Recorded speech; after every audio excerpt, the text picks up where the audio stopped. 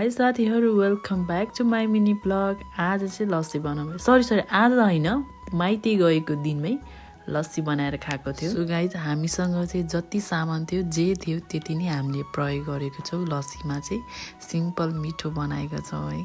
पहिला सुरु चाहिँ यसरी दही मिक्सचरमा हालेर मजाले मिक्स गरेँ, त्यसपछि फलफुलहरू काटेर पछि फेरि छुट्टै फलफुल मात्रै मिक्स गरेँ। त्यसपछि हामीले फेरि अर्को भाँडामा दुवैलाई मिक्स गरेर यसरी बनाएको थियौँ लस्सी। अनि मेरो ढङ्ग चाहिँ खुब छ है साथीहरू, मैले पोखाइदिइहाल्यो, त्यस कारण पोख्यो भनेर मैले डाडुले हालेँ।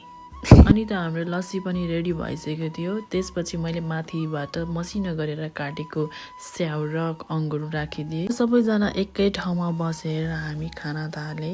सबैजनालाई एकै ठाउँमा राखेर चेयर्स गर्दै खाना थाले।